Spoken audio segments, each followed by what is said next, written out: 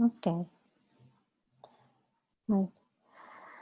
So guys, today we'll try to complete CLT, Communicative Language Teaching or Communicative Language Approach, which of course is not a method, but an approach.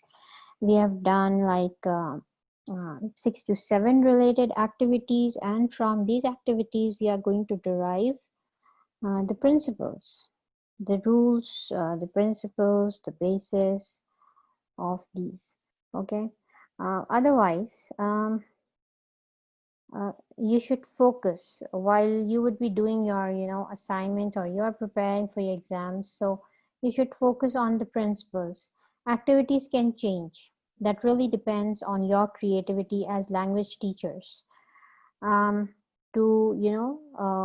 these are just clues. These are just suggestions for you, what kind of activities you can bring to the classroom while teaching through a particular method. But of course, according to your students' need and according to their learning background, according to their levels, you can change the activities. But what is important for you is to follow the principles anyway. For instance, like the first principle that we derive from the material that is being used in the classroom is a sports column from a newspaper. So the first principle is bringing authentic material to the classrooms.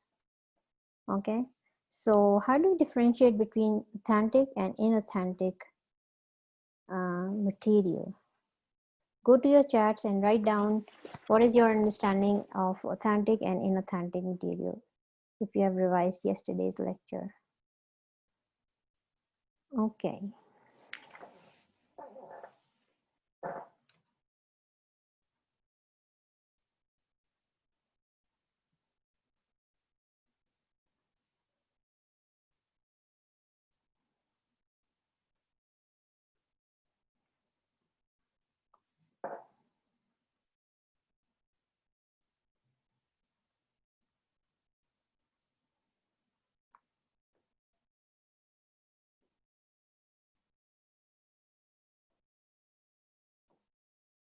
Quickly tell me what is authentic and what is inauthentic material, so that I have an idea that you've been revising the lectures. Okay, you just did it yesterday. Till the rest of the class also joins in.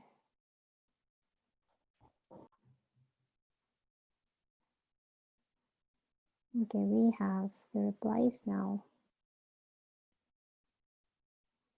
That's wonderful. Mahzib has given you the exact definition. Authentic material designed for native speakers. That is right. Hifsa gives you some examples also. Okay, fine. And what is inauthentic material and what are its examples? That's good. I appreciate Hifsa, Nida, and Mahzib. Yes. What is an authentic material? People, rest of the people. These are the girls who keep on, interacting in the class. What about the rest?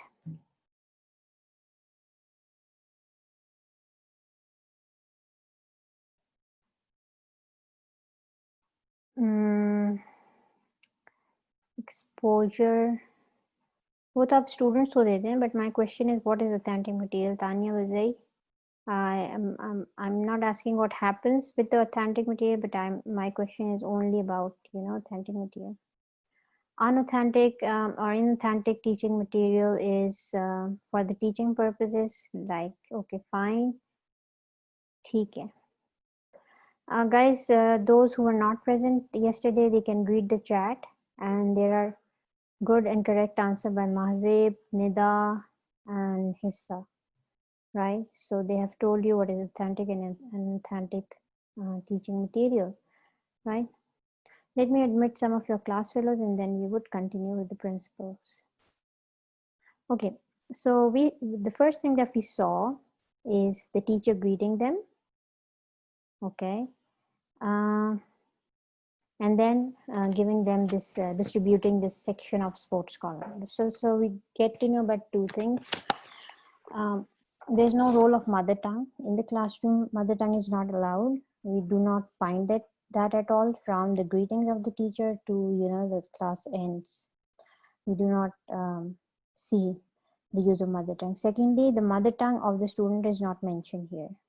Okay, that means mother tongue has no role. Secondly, what we saw is the use of authentic material. Okay, so because in authentic material, which is of course, if you look at your chat, it is defined correctly, the material that is designed for the native speakers. Okay, and the writer of this material, or the designer of this material, never intended to be used for teaching purposes. But if the requirement of the method, for example, this is the requirement of CLT to use authentic material, then the teacher can make use of this material for teaching. Otherwise, this material is not designed for teaching. Okay. Okay, Mazib has even clarified it further. Right. Thank you, Mazib. Okay, so so you should, if you select this method for your assignment, or if you intend to use this method for teaching of English as a second language, so you should be bringing something authentic. And we did a lot of examples of authentic material that can be used in the classrooms. Okay, and if you go to your chat section, your class fellows have named a number of authentic materials. Okay, so now what happens with this authentic material, the teacher, because she wants to teach the structure of predictions. Okay, so you might be interested in teaching something else, so you would go, you may go in a different way. But what we observed here is the teacher asking the students to underline the prediction words or the prediction structures and try to comprehend that. So it is very important in communicative language teaching for the students to learn the intentions of the writer. Okay, because everything is not explicitly written. Okay, so in prediction also, we do not find it to be in absolute terms. There are words that are used are likely, probable, maybe, can be. So, but if we look at that, if we try to underline, or the students underline it, so it would be, it is important that they know the intention. What does the writer want to say through this news reporting? Okay. And again, target everything, the directions of the teacher's feedback, students talking to one another, everything goes in the target language. Okay, I've already told you. Now, the next activity that the teacher gives them is, the student try to state, firstly, they try to find out what words are used by the writer. Secondly, they try to interpret the predictions. Okay, and they state the same prediction in different words, giving them different structures, revealing that the prediction can be done in degree. Okay, for instance, if it says that England will win, so it's a definite kind of a prediction. Okay, that England will definitely win. But when we say England would probably win, or England is likely to be win, so degrees of prediction decreases, or the strength of the prediction decreases, right? So students are taught different structures according to the degree of prediction, and one of the functions is to tell them that there can be a number of linguistic forms for a single expression. Okay, because the focus is on real language use, so variety of forms can be presented together. One thing can be said in a number of ways according to the intention of the writer, according to the will of the writer, according to the context, according to the situation. Okay. For instance, if you're a doctor, suppose, let me admit few of your class fellows first. Okay. I'm just giving you an example. If you're a doctor and you see that your patient is very, very serious, so you would communicate the same message to your colleagues and to the relatives in two different terms. Okay. To your colleagues, you would, say the patient will not survive. But to the family, till the patient is alive, you can give them little hopes that probably the patient would survive. Okay. So probably has chances of the patient surviving and not surviving. Okay. So this really depends to whom you are talking and what kind of structures you would be using, because there are a lot of things that you need to take into consideration while you're talking. Okay, there are some ethics also. There are some rules also of conversation. So that is why. Okay, Nabila, I've admitted girls. There's no one in the waiting. I can recheck it also for you, but there are 23 people and no one is in the waiting. Okay, so it is very important for the students to learn to say one thing in different forms. Okay, because that happens to be requirement of real communication, right? You need to know how can you say uh, a single message in more than one way by using different forms. Okay. Now the second or third activity that we see is the teacher gives the student uh, scramble sentences. Okay, and the students are required to put those sentences in order, right? So through this, the students practice two very important discourse principles. One is that of cohesion and the other is that of coherence. So this practice would make their conversation and their conveying of the message or their speech, it would make it coherent and cohesive. Okay. Now go to your chat and tell me, how do you differentiate between cohesion and coherence? What is cohesion? What is coherence?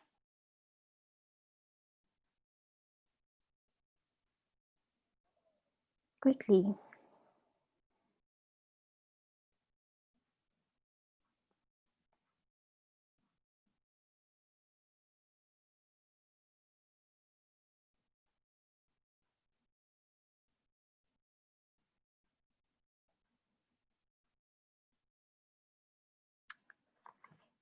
Okay.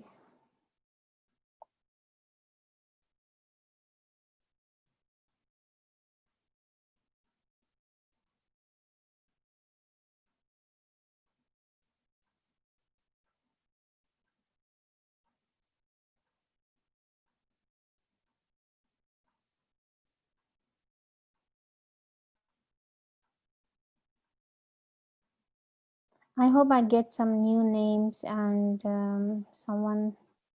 Okay, Mahadev is saying cohesion is the grammatical links. Okay, between the words, between the sentences. Okay, cohesion refers to the grammatical links between different segments of writing. And what about coherence? Okay, coherence is something systematic. Okay, coherence refers to the logical links. Okay, linking of the ideas logically, while cohesion refers to the grammatical linking of the sentences and the structures. Okay, that's good, right? But again,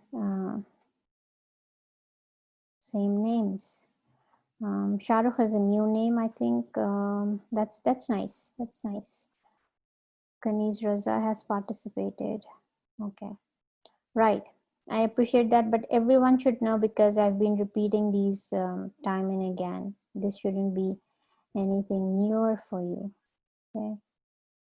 Let me admit some more people here, and then we move to the different to the next principle. Okay. Okay, Seher says, it refers to the logical links.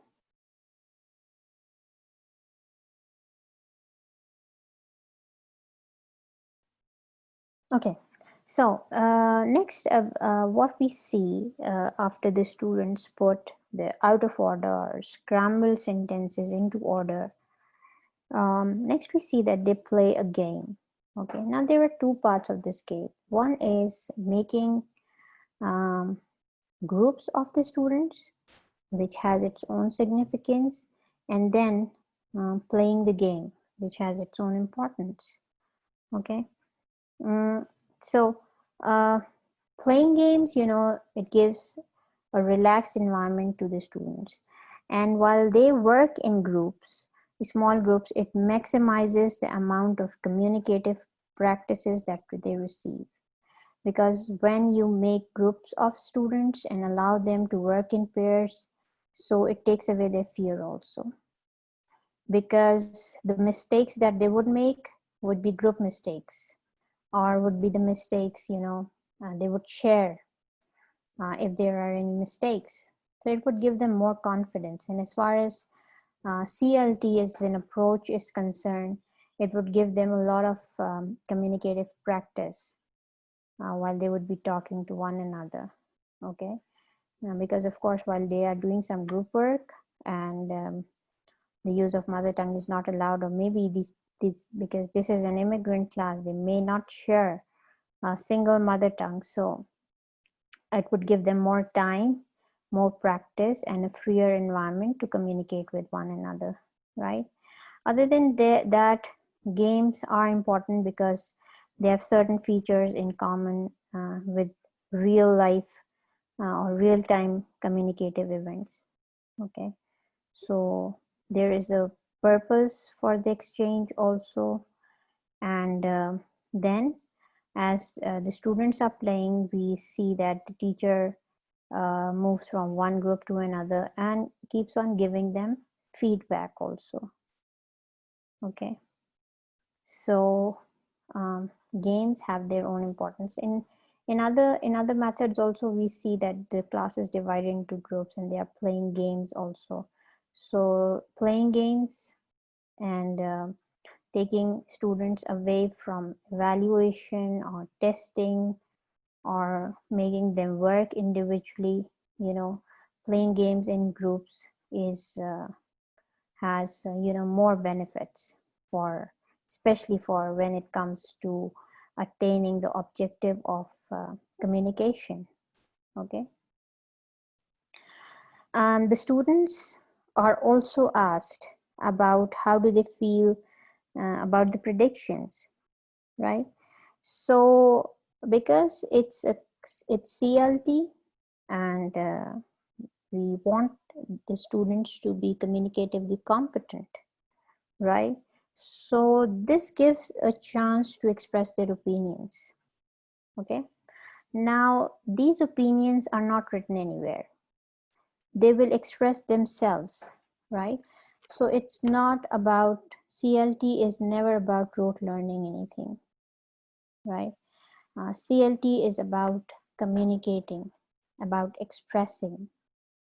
Okay, so in rest of the methods, we do not get to know whether students' feelings are asked. How do they feel about a particular activity?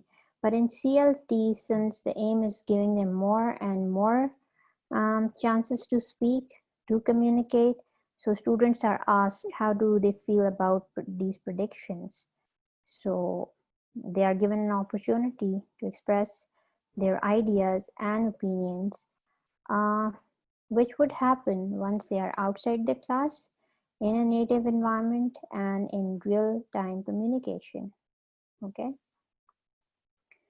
We observed that while the teacher was moving from one group to another and communicating with the students, we saw that the student makes an error, and that error is ignored by the fellow students, fellow group members, as well as by the teacher.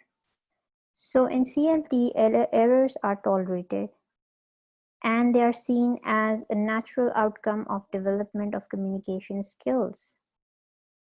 Okay, so student success is, especially when we come to communication, when it comes to CLT, is determined by fluency and also by accuracy, but fluency becomes more important.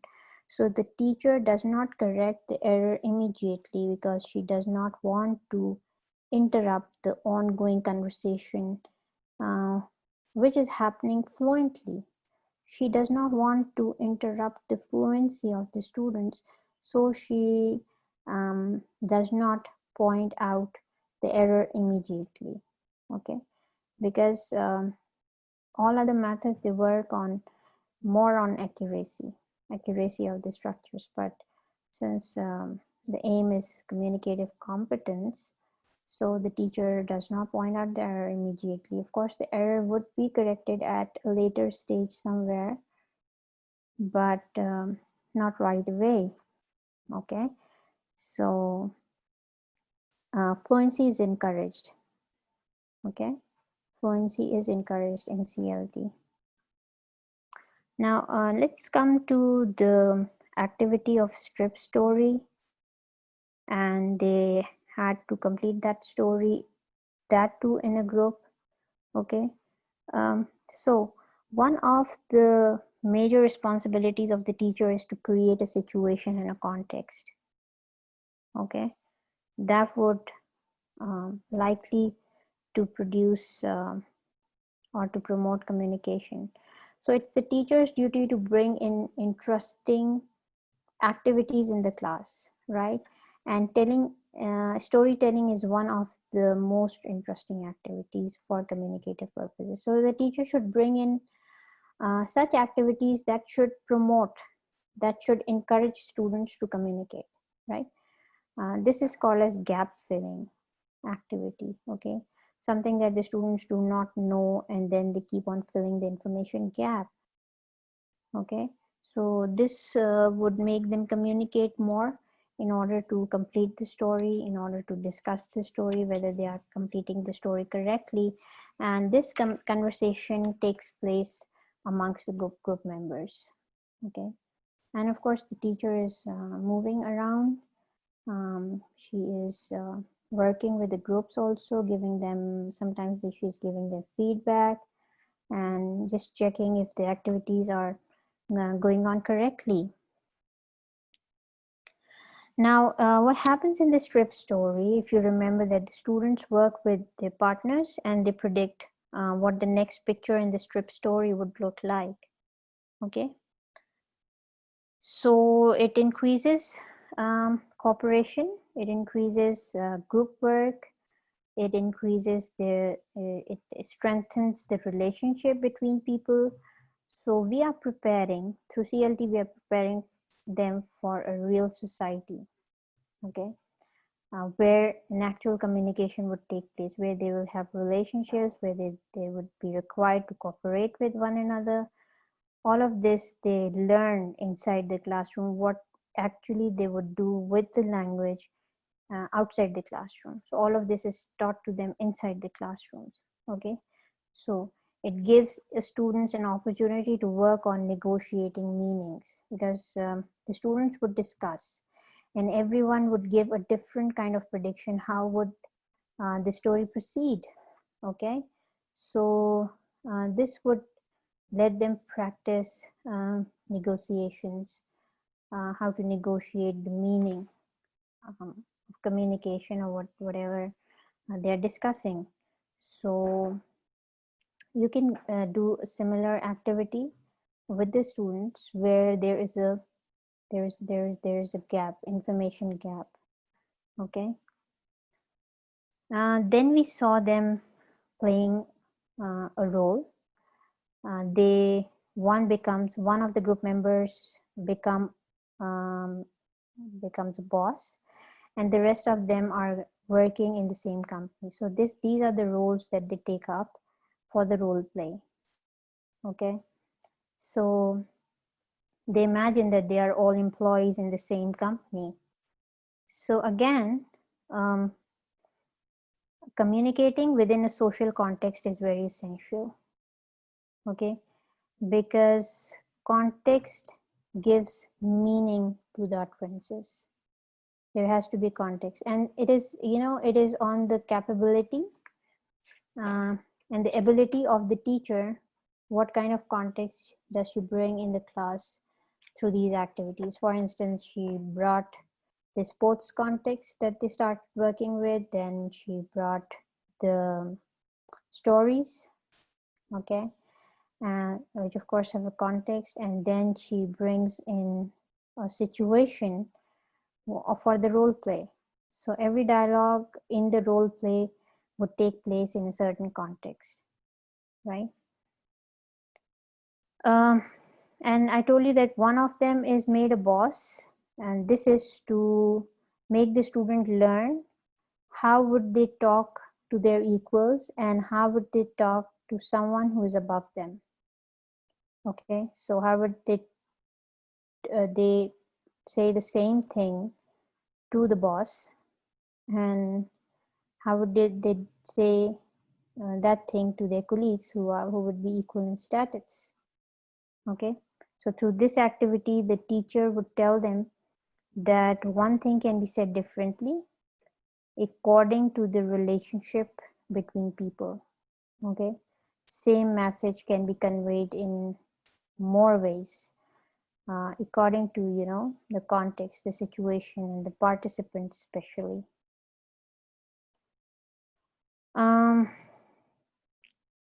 Okay, then the teacher moves from group to group, and she keeps on advising them, she keeps on answering the question, she looks for any difficulties. If anyone is facing a difficulty, she tries to solve their problems. So the teacher acts as an advisor. I told you that she does not participate in the activities directly. She's not a part of the script story. She's not a part of the role play. She doesn't become a boss in the role play, but she actively moves around. What we observed, which has been very rare in the methods that we have been doing, that CLT is a student-centered classroom, right? From the very beginning, we are seeing students to be, participating a lot in the class. They are communicating. They're communicating with one another, and they are communicating with the teacher also. The teacher only designs the activity, and then she gives the activity to the student, and then she keeps on moving in the class just to check how the activity is going on. The students communicate their problems also. If they have any questions, she's there to answer those. Okay, so basically in CLT, the teacher acts as an advisor. Okay, so after the role play is finished, the students elicit relevant vocabulary, right? So through this role play, they get to know some kind of grammar also, and they get to know some kind of vocabulary that they learn, and they follow from the function, situation, context, and their roles as interlocutors, as a boss, as an employee, as a colleague. So they get to know certain grammatical structures also, and certain vocabularies also given to them. Okay, because they were given a situation where the company was planning to merge with another company. So in that case, they will get to learn the meaning of what is merging of the companies. What would be the result of this? What would be the advantages of merging of the companies to the present employees. What would be the disadvantages? When the teacher creates such situation, real life situation for them, so they get to learn the way with the vocabulary that would be helpful for them in the outside classrooms also. Okay, outside of the classrooms, right? Whatever they would be learning inside the classroom should be applicable outside the classroom also, right? That is why authentic material is used. Okay, and finally, as the class gets over, we see that the teacher gives them homework.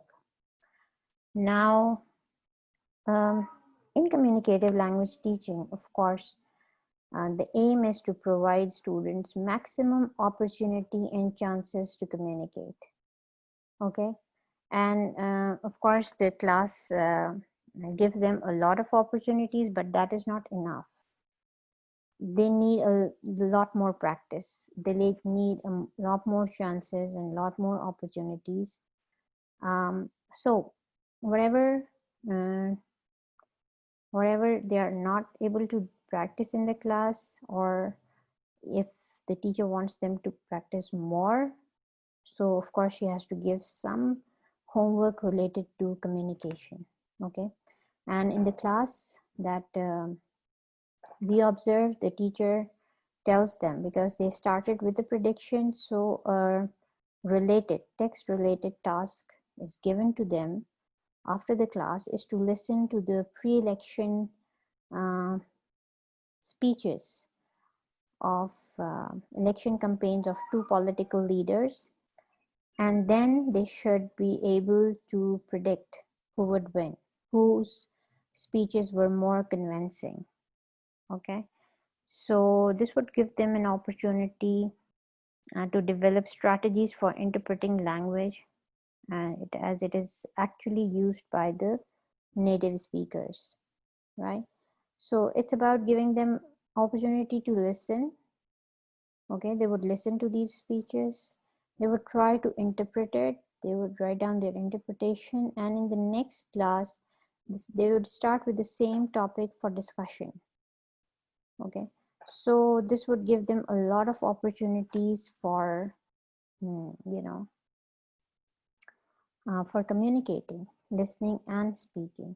Okay, all right, so these are the principles. Now we are going to move towards the role of the teacher, role of the students, role of the material, what kind of syllabus can be used by CLT, because CLT happens to be the most popular method and very much in vogue right now also. Okay, in modern teaching, CLT is the method that is selected. Okay, either this method, or for a number of reasons, if this method is not completely practiced in the classroom, then the teacher, according to the background of her students, can use Ecliptic Approach also. Okay, that approach is a combination of different methods. If you get time, we would look at that also, but according to the students, they can be given mixed activities of different methods as well. And sometimes you have a feeling that mother tongue should be allowed in the classrooms. So of course, there with this decision, you are not fully following CLT principles, because you have a feeling that the students you have got need to use mother tongue in the classrooms, otherwise they would not progress. Okay, so in the beginning, if you allow them to use mother tongue, or if you use mother tongue with them, or native language, or lingua franca, whatever common language you and your students have, so you would not be strictly following this CLT. So there can be eclectic approach also. That can be a mixture of different methods. Okay, right now I'm trying to change your slide. Okay, so we can just look at a few of the last things here as far as, you know, this communicative language teaching is concerned.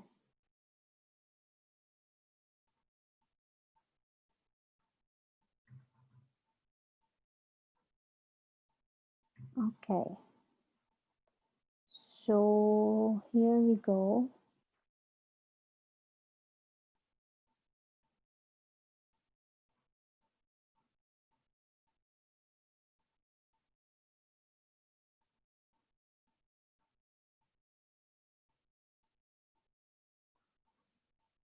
Just a minute.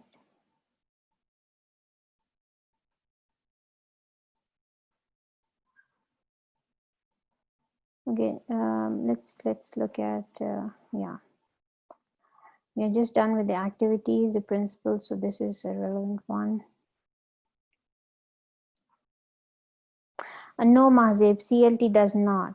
What I was telling you is that CLT is the most modern method these days, and many of the teachers in modern organizations, modern institutes are practicing CLT for teaching of second language. But what I was telling you is another approach was developed after CLT, which is called as Eclectic Approach. And that approach is a combination of methods, and it is for teachers who realize that, you know, a complete method or an approach cannot be followed in their classrooms because of different reasons, students' background or their present level of language. So,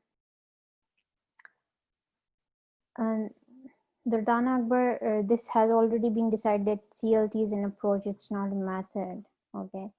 And we looked at the reasons also why CLT is an approach, not a method. Anyway, getting back to Mazib's question, so if you have a feeling that your students would not work completely with CLT, so you can use activities in different combinations also, okay? But as far as strictly speaking, your question is concerned, mother tongue is not used. And we see it in the class also because we saw that the mother tongue of the student is not mentioned. Perhaps they can be immigrants from different countries.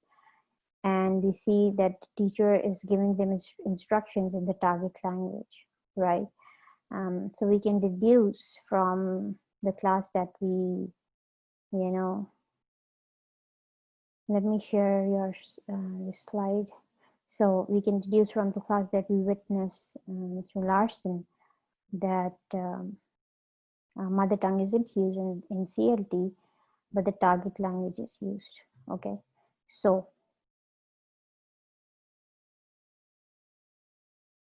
okay, right.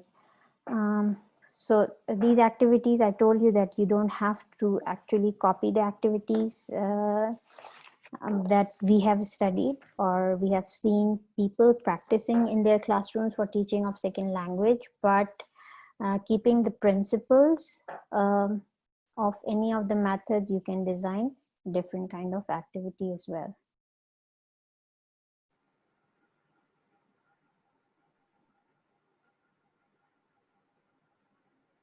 Urut Shakil, why your mic is on? Okay. Right. So, you know, what I was telling you that you only have to take care of the principles.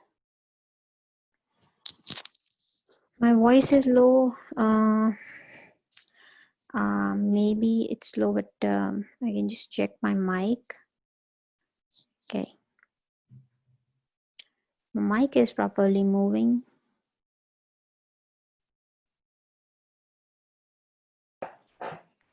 Okay. So, the activities, you know are they're unlimited because it's not a method. You don't have to follow procedure. It's an approach. So you have, okay. The principles should be taken care of. The principles should remain the same, but you can come up with different activities. So the activities are unlimited, okay? they should be following. See, what do we mean by designing different activity, but the principle should remain the same? For instance, if CLT tells you to use authentic material in the classrooms, so you can bring any authentic material and you can design any related activity. If you are not bringing authentic material in the classroom, then you are violating a principle, then you are not practicing CLT in the classroom. Okay, you just have to look at the principle. Not using the mother tongue is following CLT. Bringing authentic material in the classroom is following CLT. Making or getting the activities done in pairs or group is following CLT. Okay, activities should be communicative. Okay, they should encourage communication. Any activity that takes place in isolation does not involve communication cannot be an activity of CLT. So you need not follow the activities, but you need to follow the principles to create activities.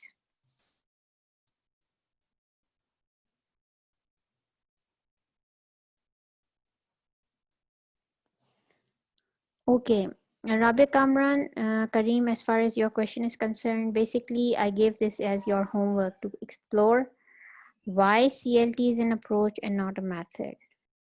Okay. We have already discussed it, but let me finish this lecture, and if we have time, I'll give you the answer.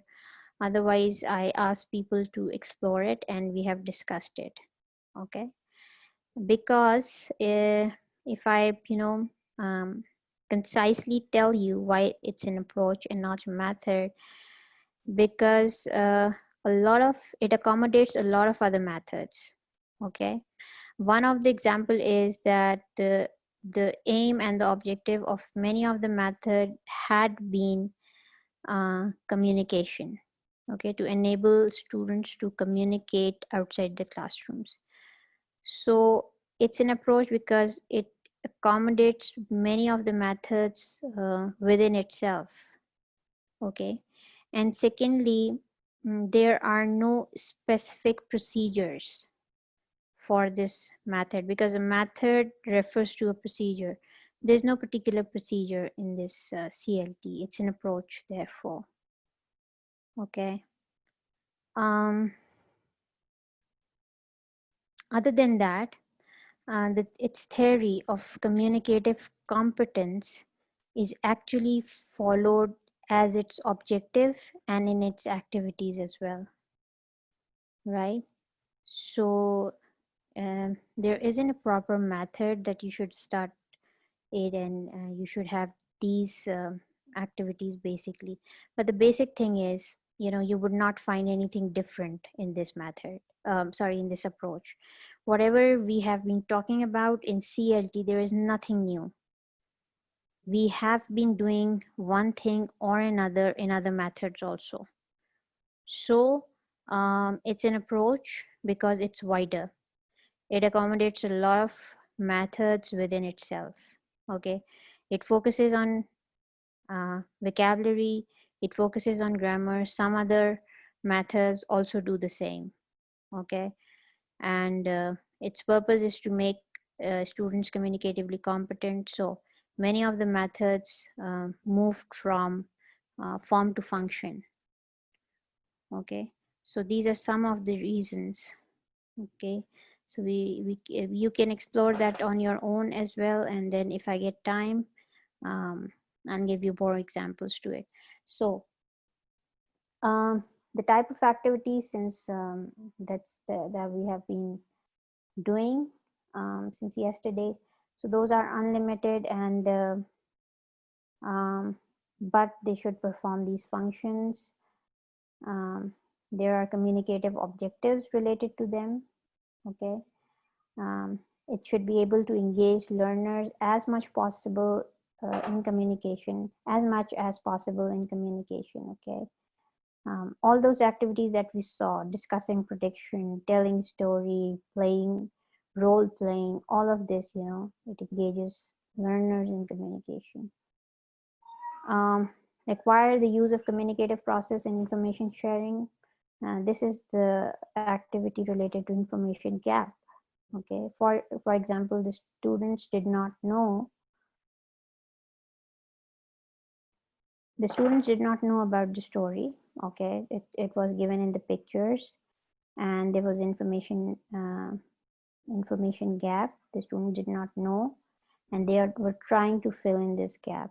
Okay, they should be able to negotiate the meaning, as we saw in role play, where they were discussing the merging of their company with another company. The boss was also involved and engaged, so they were negotiating the meaning. They are made to work in groups, so they can interact with one another as much as possible. Okay, so let's come to teacher's role. First of all, we need to remember that the CLT classrooms are not teacher-centered classrooms, but still, of course, teacher acts as a facilitator. Okay, she facilitates the communication between all the participants. And then she acts as an independent participant. She isn't a part of any of the groups. Okay. She herself is a researcher and the learner. She brings in the activities and she learns with the students. Means she's not part of any group, but she keeps on moving and learning how the students are completing the story and how they are negotiating meanings. Okay.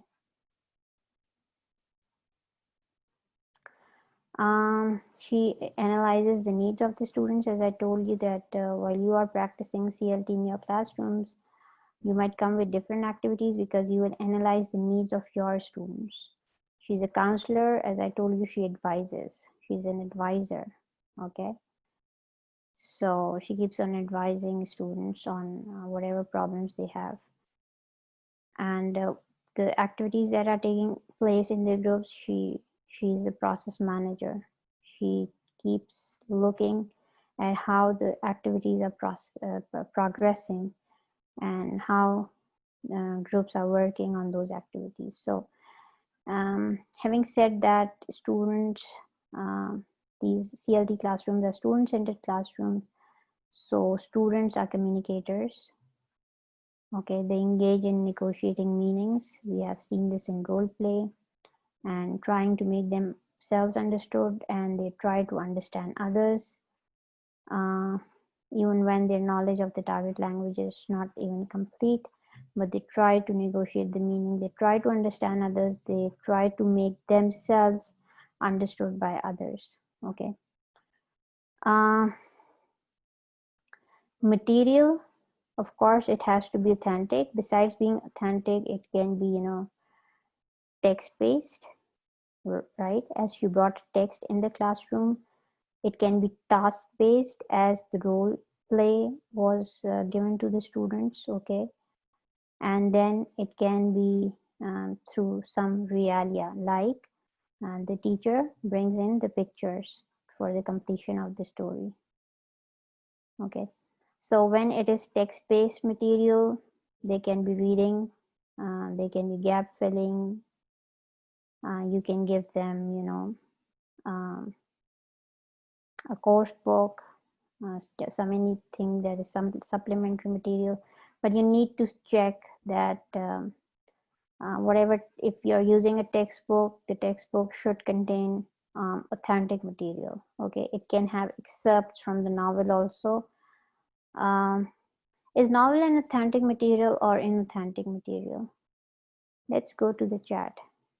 Is novel an authentic material or inauthentic material? Are English novels or English plays authentic? Okay. Right. All of these are authentic. Okay. Why are these authentic?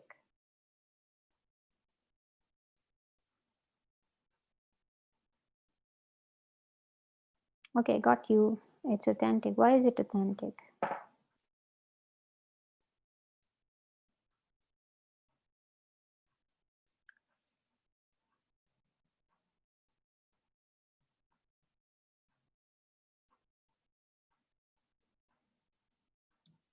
Not exactly. Ishrat isn't right. Mahzib, no. Yes, Hifsa is right, because these are, designed for the native speakers. It is for their reading. It is for their pleasure reading. It is not made for, teaching purposes. So that should be the basic difference between authentic and inauthentic material. Okay. All right. Great. Hifsa remembers and she can connect the lectures also. So task-based games can include, um, cards, role plays, game boards, pair works, right? Um, real life task is, for instance, role playing. And we already studied in the first lecture on CLT that the student should be able to perform real functions. Okay. The real function can be booking into hotel, it can be job interview also. So if you want to change the role, for instance, here the role was of that employee, colleagues, and the boss, you can have the job as interviewer and interviewee. Okay. Some people would be taking the interviews, some people would be giving the interviews. Realia, she brought in the newspapers. Okay. And then we had the cards also. She can bring in the maps, all of these. So here is one of the answers of the students about the procedure. There's no description of procedures because communicative language teaching can be applied to the teaching of any skill at any level, and because the wide variety of classroom activities and exercises. This is one of the reasons that this is not a method, because method refers to procedure. Kaswa is saying, explain Bibi Hifsa's answer. Okay, Bibi Hifsa said that, I asked whether novels, English novels, are authentic material or inauthentic. So the answer is it's authentic material. Why is it? Is it on that authentic material? Hifsa says that authentic material is defined as the material that is designed for the native speakers and not for teaching purposes. Of course, the native speakers do not need to learn their own language, right? So that is basically, when I don't know which novels have you done, if you have done Great Expectations by Charles Dickens. So when Charles Dickens was writing the novel, okay, he never thought that the excerpts from this novel would be used for teaching of English. But you can use the extracts from his novel and bring them to the classroom as authentic material, because those are written for pleasure reading of the native speakers, okay, and not for teaching purposes. That's why. Okay. So Kaswa, I hope this answers your question.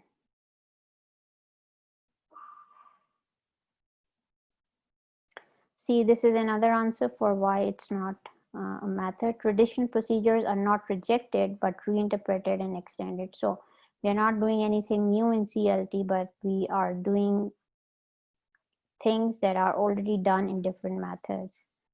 Okay. Right. So what are the benefits of using CLT? It increases all components of communicative competence, and we have done those components. So what are those components of communicative competence? If you don't have to rush for another class, we can just complete this topic. What are the components of communicative competence? Quickly go to your chats and answer this question.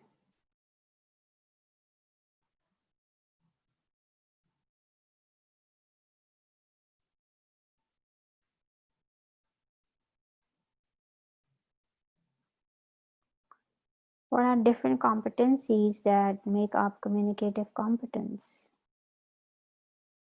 Okay, Mazib says grammatical, sociolinguistics, not social. Okay, what else?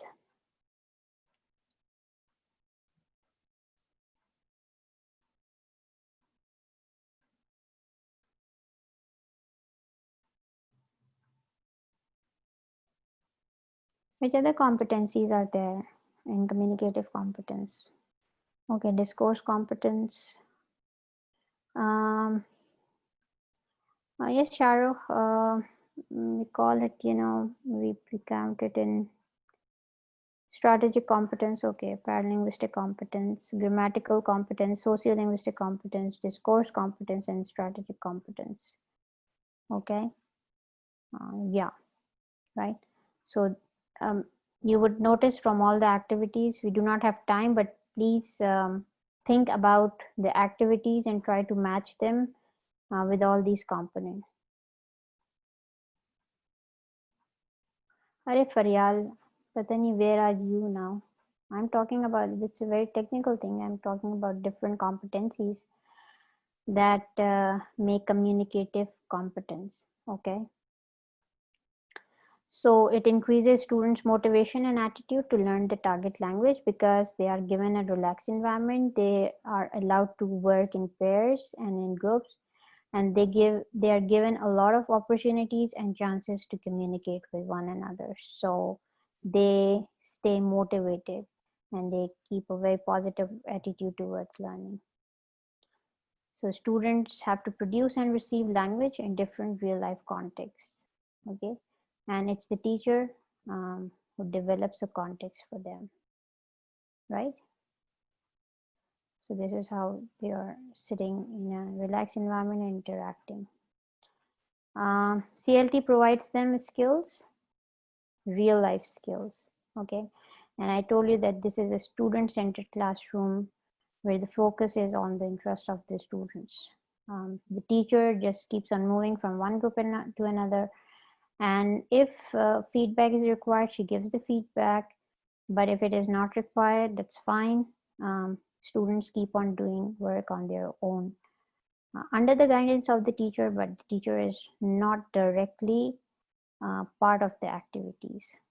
Okay, so here we complete CLT today, and now we are left with the last method that we would be doing. I think it's again a natural approach or the natural method. It's very similar to the direct one. We have been referring it in the previous methods and approaches. But after we are done with that, then we would move to something like lesson planning and error analysis, and would see what's remaining in your syllabus. Anyway, I plan to complete it before the campus, before we are on the campus, because I'm not really sure how many of the students will be allowed there. So we would plan the presentation and the submission of the assignments accordingly. Okay, following the SOPs, I would call some of the students to present and some of the students to give their assignments. I'll be in coordination with Mahzeb for that. Okay, and some of the marks are submitted by Mahzeb, and some other checked papers I would be sending to her, and she would be adding your marks to it. Okay, so Acha, I've not given you presentation topics. This is wonderful. Okay, fine. Okay, I'll give you the presentation topic in the next class. Okay, right? And the assignments topics also. I don't know if I have given you any assignments topic. Anyway, I'll think about it. I thought I've given you some, but I'm not really sure how we would be meeting on campus on the 15th of September. The university, I don't think would be open full-fledged. Some of you would be allowed, maybe some semesters would be coming one day and some semesters would be coming in at another day, but let's see how things would go, right? But what I plan is to invite some of the students. Okay, Nirma, I would do that. I have some net issues, that's why, I'm not visiting the LMS also, so that's the reason.